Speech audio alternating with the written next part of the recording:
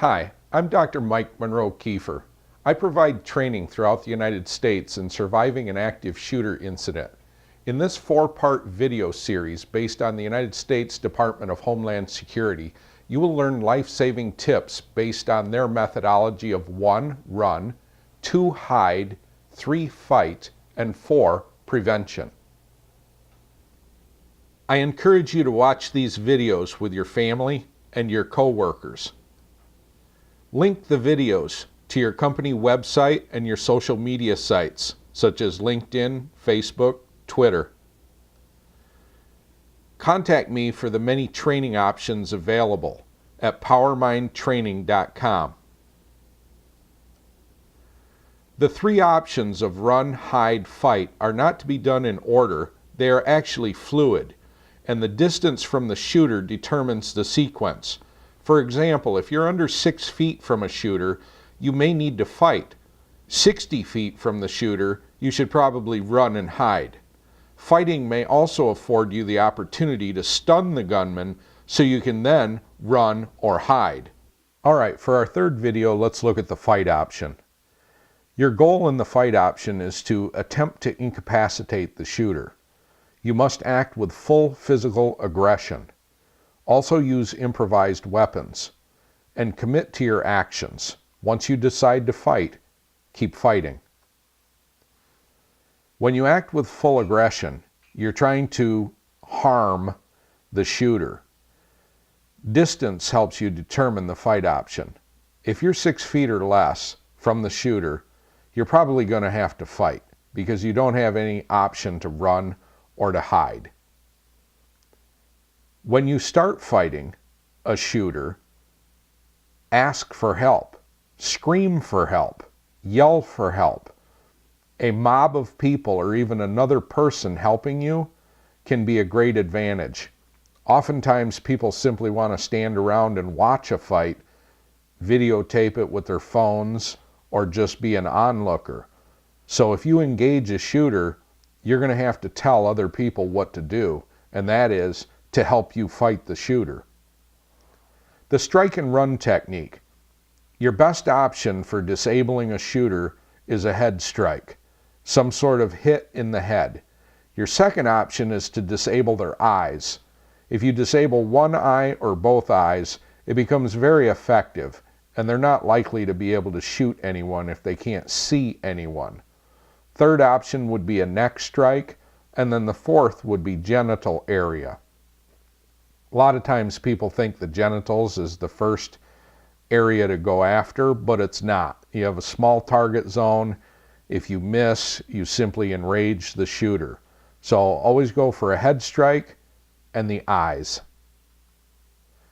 Never run with a gun. If you get a shooter down and the gun falls to the floor or someone grabs the gun, make sure you get it out of your hands.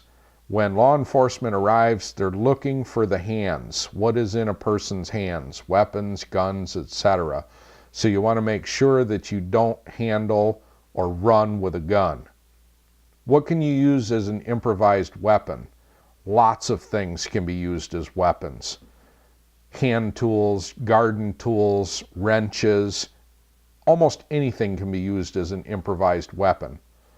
At your desk, heavy objects, metal rods, staplers, paperweights. Fire extinguisher is an excellent improvised weapon. Flashlights can be used. Even a rock. Go home and get a rock, put it on your desk, use it as a paperweight. It's also a weapon. Sharp or pointed objects is another category of improvised weapons. A metal pen, car keys held as the picture shows in the bottom. In your fist, hold the keys with the keys sticking out between your fingers. Excellent improvised weapon that almost everybody has on them all the time. Box cutters, letter openers, small knives, screwdriver. Screwdriver is an excellent improvised weapon.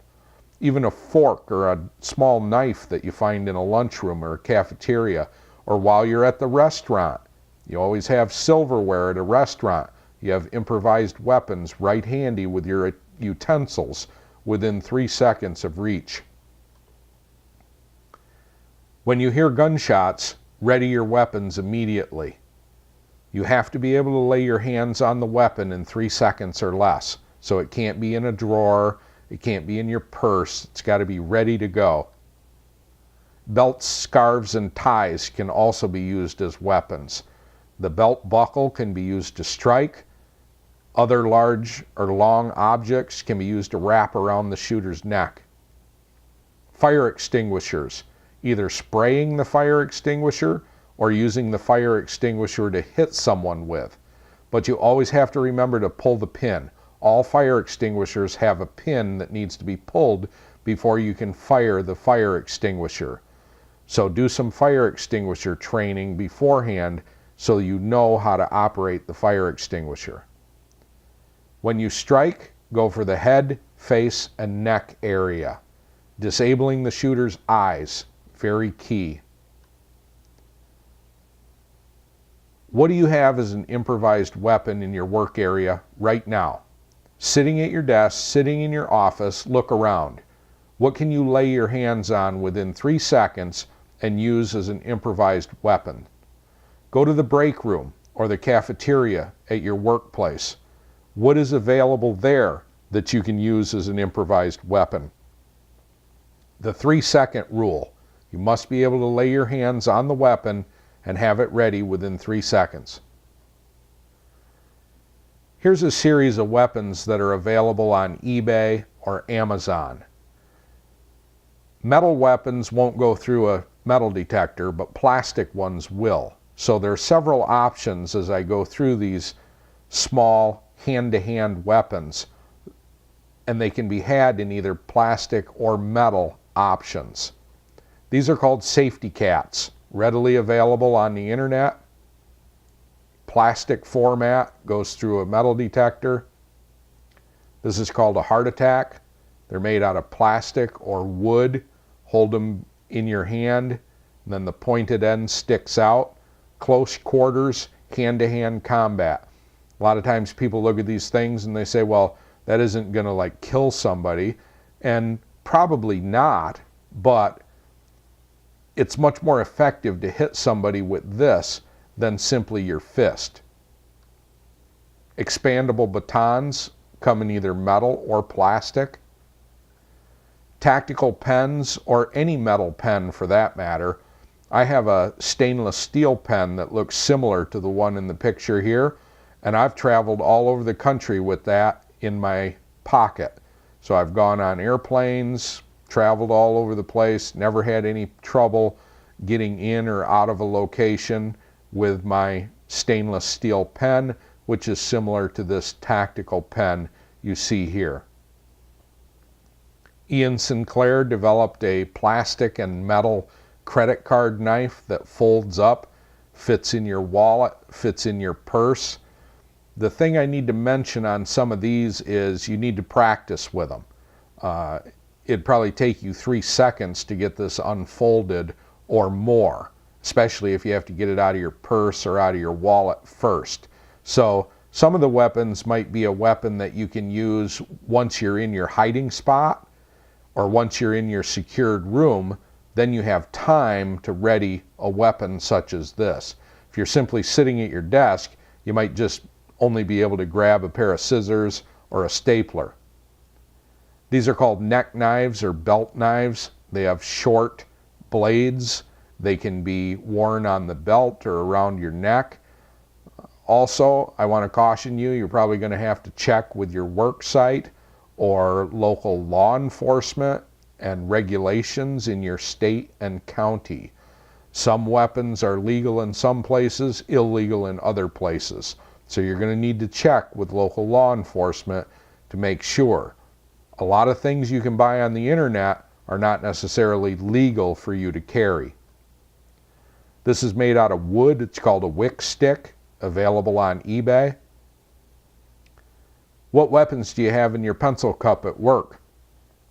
Wrenches, scissors, tactical pen, screwdriver.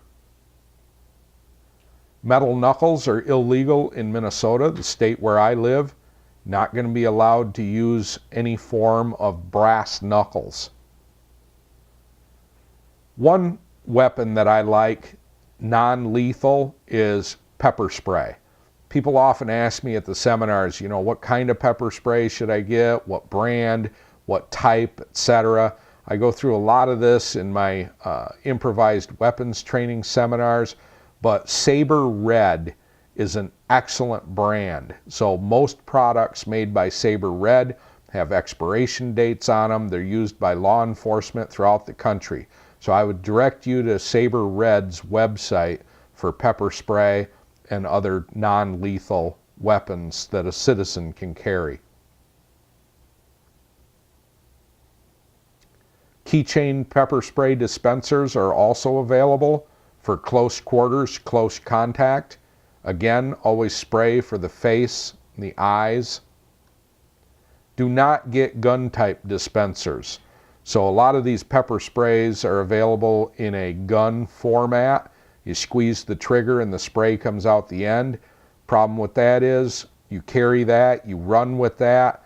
Local law enforcement are arriving, they're tense, they're nervous, they get to an active shooter site, and you're running with something like that in your hands. You increase your chances of getting shot by local law enforcement.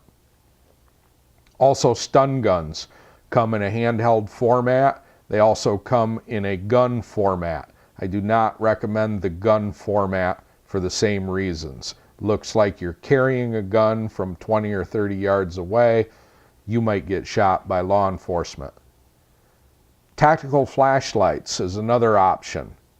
A lot of these flashlights are sold that have a strobe option, so it looks like 100 camera flashes, very bright, coming out of the end, can stun the attacker, blind them for a few minutes so that they can't see. Again, close quarters combat, weapon might be something that can stun them for a few seconds so that you can then run and hide. Could also use it if it's made out of metal as a striking weapon, and then some of them are also sold with a stun gun on the end. Old school Maglite aluminum flashlights used to be carried by law enforcement for 20 years. You can have the same thing at your desk, a metal flashlight sitting on your desk, in your car. Yellow Jacket is a new gadget that's out there. It's basically an iPhone case with a spare battery. It runs by itself without the phone, and it has stun gun probes on the end. So you've got your phone and a stun gun all in one package. Where can you buy the pepper sprays and stun guns and some of these improvised type weapons? Local law enforcement supply stores in almost every city in the country have tons of things that you can buy. Small handheld weaponry. They can give you advice on what is legal for you to carry in your state or county. They can give you hands-on demonstrations, or you can simply go to Amazon and eBay. Here's a couple first aid thoughts. Let's say you do have an active shooter incident at your workplace.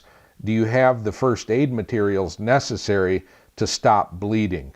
2 products that are available for stopping gunshot wounds: Cedar-Roth blood stopper and Quick Clot combat gauze. So you might want to have that on hand at a workplace, church, etc. in case people get shot. You have something that's available to help save their life. Fighting is an option for everyone. You can't carry 10 weapons on you, so you need to select a weapon that you're comfortable with, and you need to practice with it. You need to fight with all your might. Your life depends on it. Commit to maximum aggression. Your goal is to disable the attacker, and again, head strikes, disable the eyes. Drop or secure any weapon when law enforcement arrives. So when you hear the sirens outside, when you know police are in the building, they will always identify themselves as police.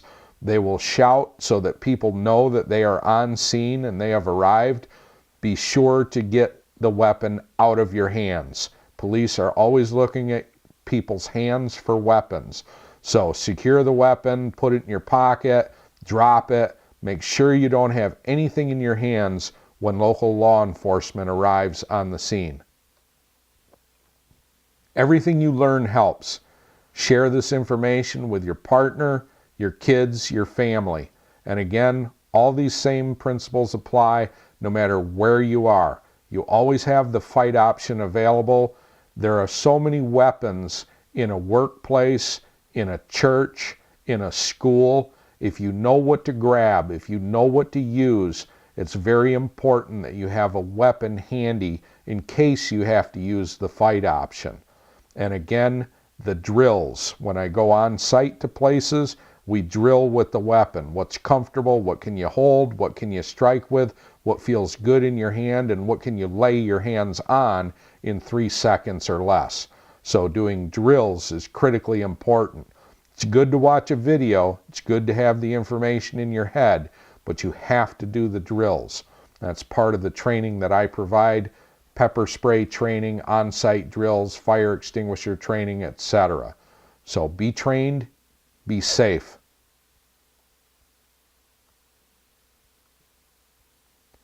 Here's a tip for teenagers.